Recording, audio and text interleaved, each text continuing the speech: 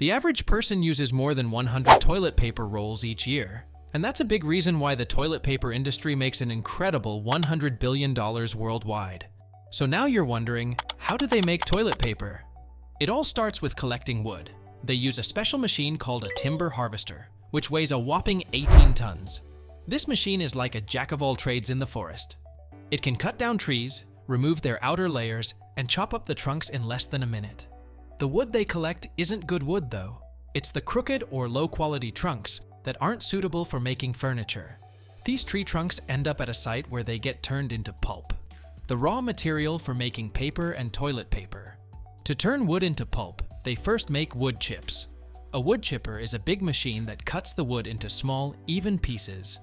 The chips then go through a process involving giant drums and water baths to clean them up and remove any unwanted stuff like stones or sand. After that, rotating knives break the wood down into tiny chips. These wood chips are then chemically treated in large tanks called decomposers, where they cook for up to 3 hours. This cooking removes most of the moisture from the wood, leaving behind about 25 tons of cellulose fibers, linen, and other stuff. Around 15 tons of usable fiber, called pulp, come out of each batch. Apart from wood, recycled paper is also used to make toilet paper. A machine called a sorter separates the recycled paper from junk, like cardboard and plastic. The recycled paper then goes through a giant washing machine with 14 stations to clean it up. This machine can sort through 400 tons of recycled paper every day.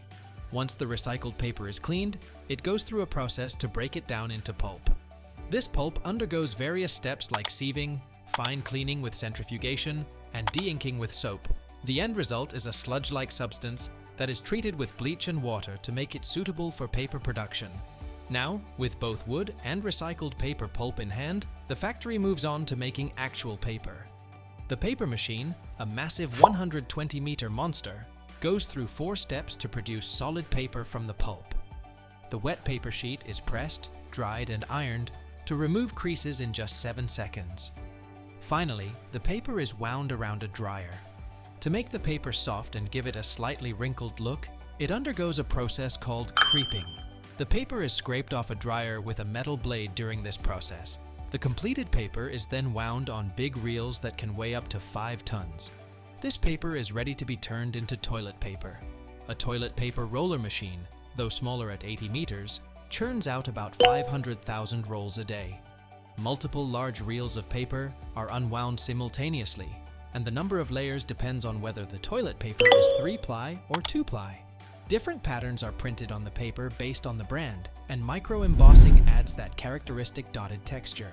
Micro-embossing not only gives volume to the toilet paper, but also makes it soft and comfortable for consumers. Finally, the paper is rolled onto incoming cardboard rolls, which are cut into smaller rolls such as standard toilet roll sizes or household towel rolls of various sizes according to market requirements. The toilet paper rolls are often wrapped in plastic film to protect them from moisture and damage during transport. They are then placed on pallets and stacked. The pallets with toilet paper rolls are loaded onto trucks or containers and transported to distribution centers. This can happen by road, train, or even by sea, depending on the location of the factory and distribution centers. Afterward, they are transported to supermarkets, department stores, and other retail outlets. Some stores have their own distribution centers, where the goods are received before being sent to individual stores. In the stores, the toilet paper rolls are unpacked and placed on the shelves, ready to be sold. If you're interested in learning more about production processes, from raw materials to end products, watch our other videos and subscribe, like this video, and hit the notification bell to stay tuned. Thanks for watching.